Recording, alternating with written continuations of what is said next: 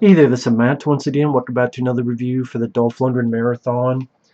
And now we get to one of my all-time favorite Dolph Lundgren films, criminally underrated action film, Showdown Little Tokyo.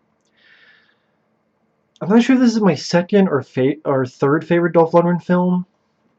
I'm sure I'll say like second throughout this review. I mean, that'll be number one always, but and then when I rewatch Universal Soldier, which will be next, or one of the next movies, then I'd be like, oh no, that's my second favorite, because I love Universal Soldier and this film very much. So it's like, which is number two, which is number three. I'm sure I'll have more of a definitive answer in my Universal Soldier, because I will re-review that.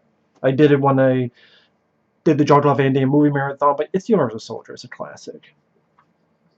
And this is an underrated classic. Directed by Mark L. Lester. Guy who gave us Commando, class of 1984, class of 1999. All films I enjoy. And sad to say, this got a bad rap. It got a bad rap every way, shape, and form you can think of, and I never understood why. Before I get into that, I always thought of this as Double Dragon the movie. Even though the story doesn't follow Double Dragon, but I don't know, just two guys.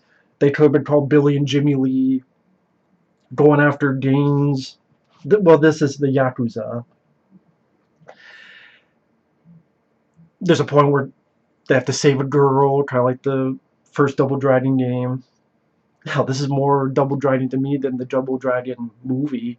And that said, that's getting the Blu-ray, which I will admit I will probably be picking up only because there's a documentary with Mark DaCosta's on it. I like Mark DaCosta's, and I'm curious to hear his thoughts, even though I'm not a fan of the film. But that's how they sucker me into it. But that has a special edition coming out. But this is a bare bones release by Warner Archive. Not even just Warner Bros. Warner Archive. And there's a trailer. That's all that's on it. You can have interviews with Mark L. Lester, Dolph Lundgren, Tia Carrera, who's the female love interest, Terihayuki Tagawa, who's the main villain, who's in Mortal Kombat. All these people can talk about working with Brandon Lee, and I know there's a lot of stuff cut out for this because Mark L. Lester put in a 90-minute cut. Warner Brothers hated the movie no matter what, so they cut it down to 78 minutes, and they only released this in like 140 theaters. What the fuck? How the hell is the movie going to be seen by anybody when it's only in 140 fucking theaters? So, of course, the film died quickly and swiftly at the box office. Critics took a shit on it. I mean, there are a couple. San Francisco Chronicle saying it's a hoot for action fans, slick, funny, beautifully shot. I agree. Kevin Towns, LA Times, fast moving martial arts action adventure, a class act. I agree with that too. But this film got a bad rap since day one. That deleted footage, it'd be nice to see that. You'd have another cut of the film. Hell, MVD's putting out a Blu-ray Double Impact with an alternate cut of Double Impact. I didn't even know there was another cut of Double Impact. I would have said it when I reviewed that film in the Jean-Claude Van Damme movie marathon that I did, where I reviewed all Van Damme's movies. Thus, now I'm doing Dolph Lundgren marathon. Okay, let's get an alternate cut of this. I'd be cool, but I love the cut that we have now. Because I always thought of this as a lean, mean action machine. One of the most fastest-paced action films in the vein of Predator 2. That fast pace of an action film. Like, all the fat was cut out, and you just had the meat, and you just go so quick, so fast, and the plot is very simple and to the point. It's Dolph Lundgren and Brandon Lee, they're cops, they're partners. In 5 minutes, you get action. In 5 minutes, you get Dolph Lundgren go into this area where there's two guys fighting in the ring. He's trying to talk to people outside the ring who are doing some dealings in the drug trade. And the bad guy says, go kick his ass. And the other guy goes, $5 grand on the new guy. That's a good bet. Dolph Lundgren super punches these guys out of the ring. And then fucking Tatsu from the first two 90s Ninja Turtle movies, he's in this film. I think the actor's name is Toshiro Obata. I could be wrong on that, but I believe that's his name. I just think of it as Tatsu from. That's the only other movie I can think of that he's been in. I know he's been in others, but those are that pop up. The two that pop up, the '90s first two Ninja Turtle films and this movie. Oh shit, that's Tatsu. He shows up, starts firing, gunfight, gunplay. This is like 5 minutes in. So this movie definitely gets to the, at least this cut, gets to the chase, cuts to the chase. Marco Lester, even in his cut form, it's very competently shot and directed. Like I did, Marco Lester did Commando, so the guy knows how to shoot an action film, and it had a nice balance of action and humor. I thought Dolph Lundgren and Brandon Lee worked very, very well together. I thought they played off each other very well. Dolph is the more serious. His family was murdered when he was a kid. He finds out that Terihayuki Tagawa, our main villain, is the one who did it, so there's a personal vendetta. And then Brandon Lee's more the wise ass, wisecracker. He's a guy who's from, uh, he even mentions, oh, my father was a dentist, white dentist. And, his mother taught him a little bit of the Japanese martial arts.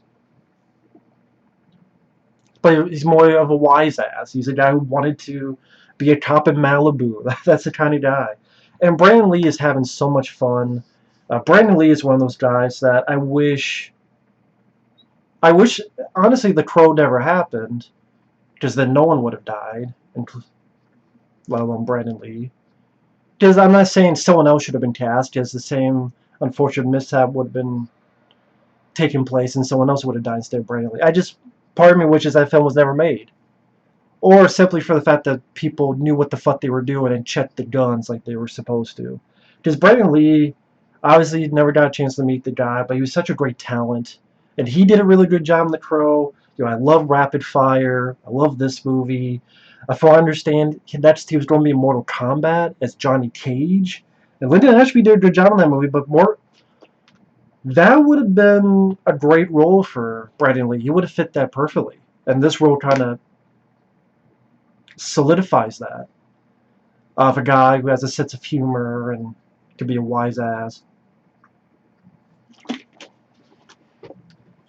And watching a film like this, I could see him as Spider-Man.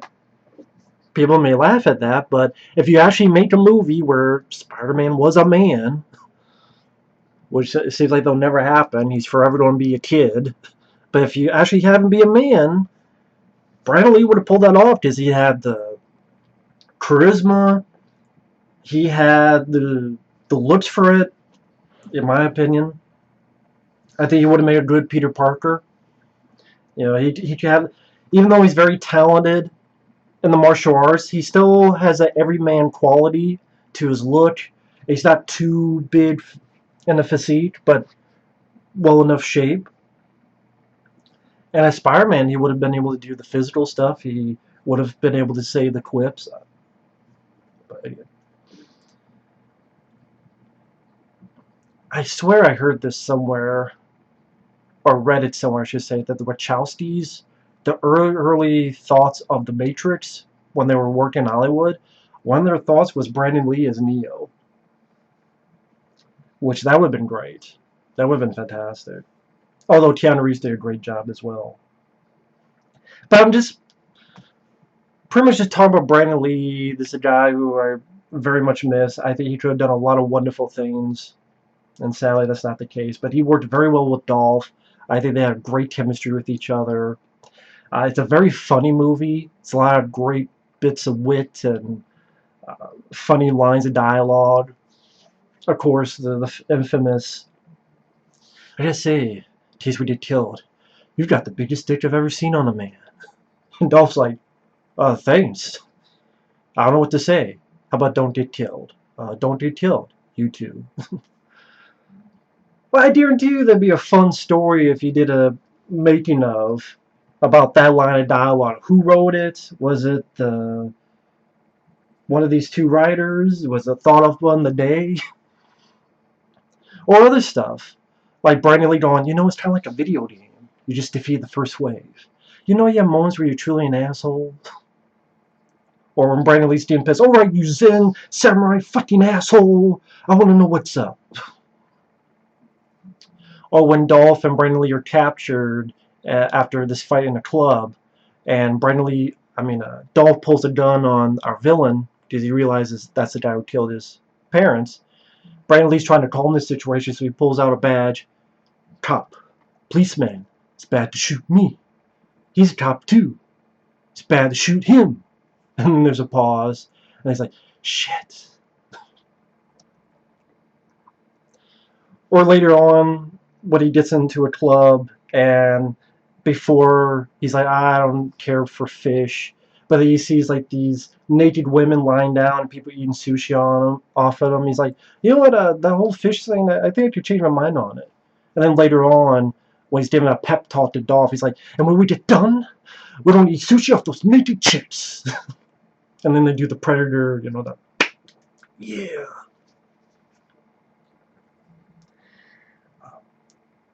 The cast worked well. Dolph, he does a solid job playing the sort of more serious role, and Brandon Lee's a bit more the funny guy.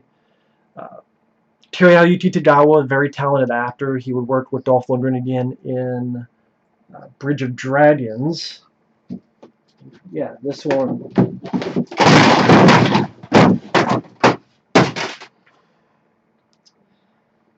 Fuck it. That's what I did for trying to get. Should have had the camera over there, just the whole thing toppled. But I'll keep that in. It's pretty fucking funny. I was going to show this. Not that the whole thing's on the fucking ground. But yeah. Bridge of Dragons. And he's been in other stuff too. But you know what? That toppling makes sense because Warner Brothers toppled this fucking movie for no goddamn reason. And I don't know why they hate it so much. I mean, I'm sorry. For an action fan, I remember when I reviewed this, I did an old Dolph Lundgren marathon a long time ago. But I had to take it down because of copyright. This was years and years and years, at least 5 years ago, maybe more. And when I reviewed Showdown Lotorio, someone said it was Dolph Lundgren's worst film. I'm like, his worst film? Have you seen Agent Red? Have you seen Retrograde? Have you seen Jill the Ripper? This film has tons of action. Well done, competent, solid direction. Camera's on one spot. The camera's way back so you can see what these two can do and their martial arts ability. Both talented in the martial arts. Whether it be Dolph's use a little bit more strength and power, Brandon a little bit of his flexibility and agility, which is cool because both have different styles. Like when they go into this club, Brandon Lee's doing agility, getting on the table, doing a bat flip, doing fast punches, and roll the guy over in a roll.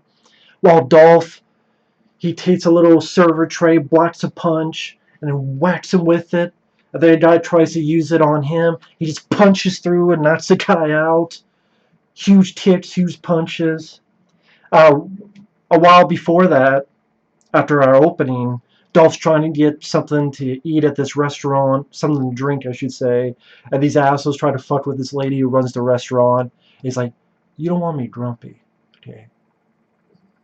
They insist. He fucking kicks and punches two people at the same time, fucking people up left and right. Then Brandon Lee shows up. They don't know who each other are. They get in the little tussle. Then they get shot at. Then they find out they're both cops. There's some really clever, interesting things, like when they're doing interrogation. We've seen many movies that have an interrogation scene, but how many of them have the suspect break his own neck because that was the honorable way to die so that he didn't give information? Not many movies have the person break their own neck at interrogation. I'm like, well, that's a new one. Interesting, dare I say original. And this movie just goes at a fast pace. Tia Carrere is a lounge singer at this bar.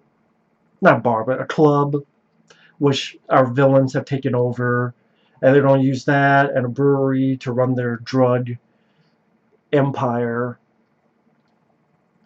And the movie's brutal at times, too. This one guy fails at keeping Tia Carrera because Dolph kills a bunch of people and gets her. Our villain doesn't like that. So the guy cuts his finger off as an apology, and Teriyama Yuki Tagawa's like, fuck that, and just stabs the guy. Or there's a woman who is trying to appease our villain, and so says, I'll do anything you want. He's feeling her up, he's behind her, takes his sword, fucking cuts her head off. Practical. Also, when people get shot, practical blood squibs. Like I said, you have the opening scene, then you have the scene in the restaurant, fight scenes there, you have the fight scenes in the club, and then you have that funny bit that I was talking about where they get captured and Brandon's like, it's bad to shoot me. He's cop too. It's bad to shoot him. Then he finds out what's going on.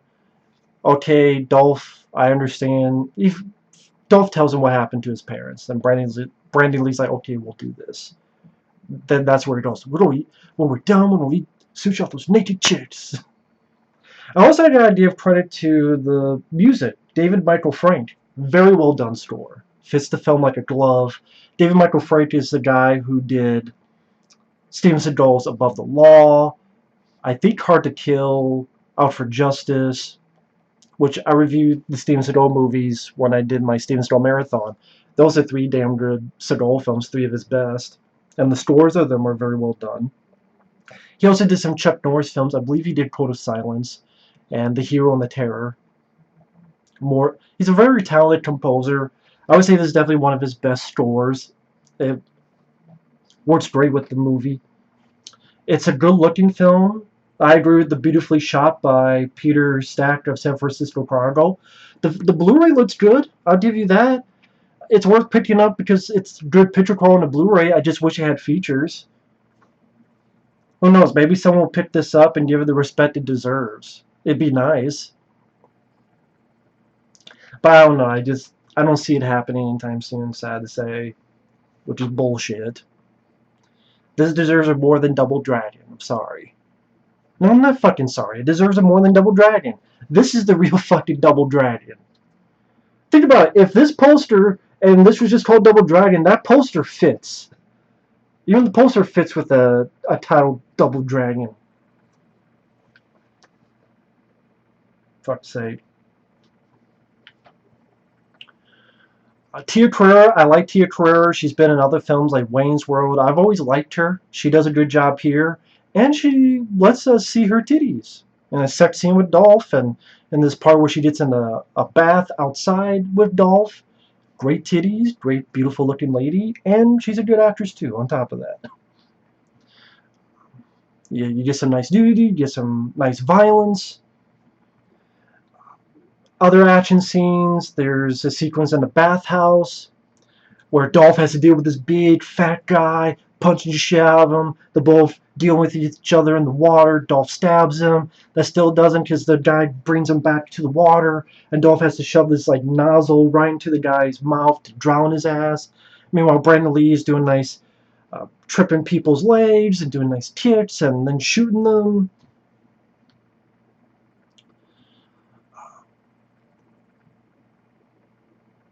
You have more fun bits of dialogue where Dolph's taking Brandon Lee and Tia Carrera to his place. And then a little bit of lovey-dovey story, but not too much to hinder the film. Just enough to get us a sex scene with beautiful looking Tia Carrera.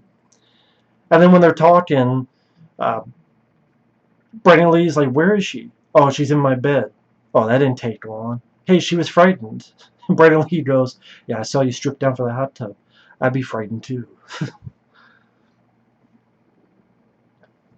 There are more bad guys. I mean, we got a problem here. There's more bad guys than we've got bullets.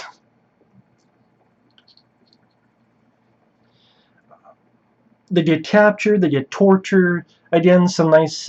see, this is how you do humor well. The film is still a serious movie, but you have levity that makes you smile and laugh, but doesn't make it a fucking stupid comedy either. It has a good sense of humor, but it's also a serious action film, just like Commando was. Mark L. Lester did that, did a wonderful job at balancing that. It's like when they're being tortured and fried, and Brandon's like, "What are you doing?" to Dolph. Dolph's like, "Something very right or very wrong," and fries the guy. "Yeah, motherfucker!" fries the guy. They get out. They get caught in this car. The car gets crushed and then it's put into this, what do you call that device? It chops up the cars into little pieces. They finally get out of there. They go back. They go to the brewery where Tia Carrera and the bad guys are at. "You're dead! It sucked, so we came back." And just great gun shootouts, gunfights. Brandon Lee has a wonderful fight with Tatsu. Nice back and forth.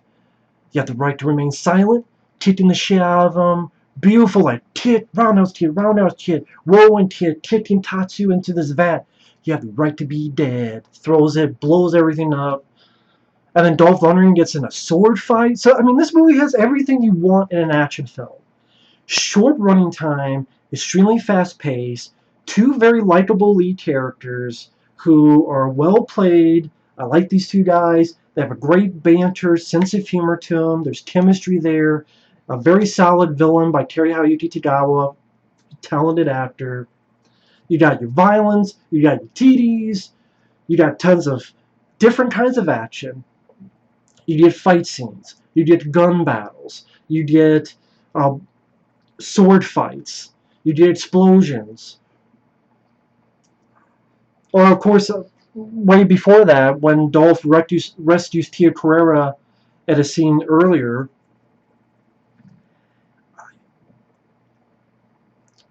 this is right after.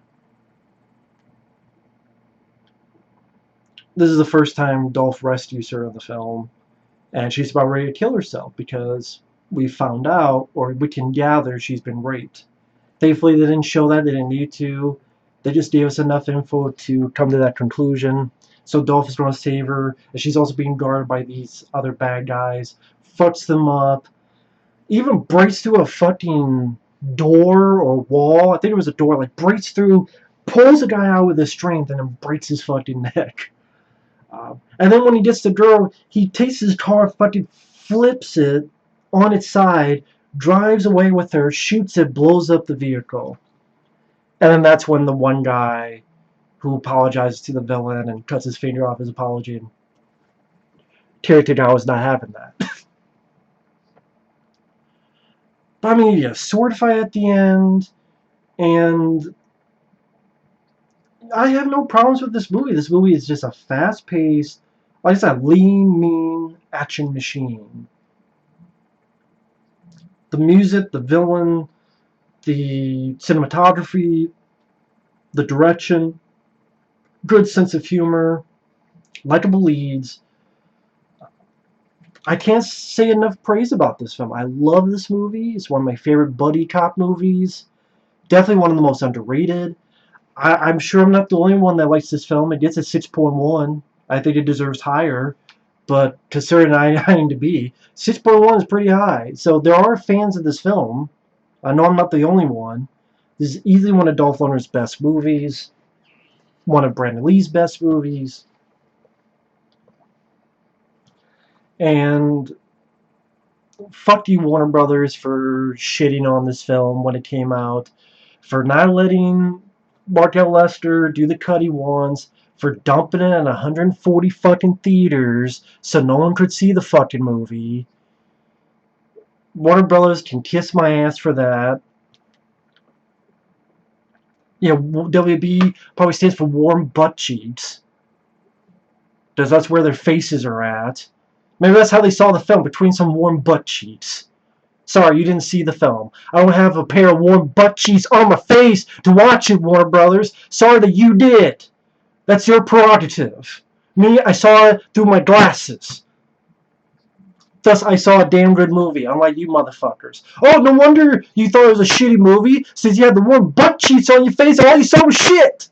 So maybe you should get the head out of your ass and look at the fucking movie. But of course, it's the same company that did these shitty DC movies that we got nowadays. Like Batman vs. Superman, Dawn of Butt Sex. Or Man of Steel Boner, which I know there's some fucking superhero movie about that's like an evil version of Superman. I'm like, wow, they're remaking the Man of Steel already? Forget what the hell the title, like James Gunn's produces. It's like an evil version of Superman. I'm like, wow, they're remaking Man of Steel? I already saw an evil Superman. It's called Man of Steel. And Batman v Superman. But I digress. Showdown Tokyo. Be kind of a fun feature of Big Trouble in Little China. Be an interesting double feature. But I would love to have seen a sequel of this. But that was never going to happen. And yeah, they deserve a special edition. But I doubt we're going to get that either. And again, that fucking sucks. This movie richly deserves it. So thanks for watching. Take care. And we'll see you guys later. Bye-bye.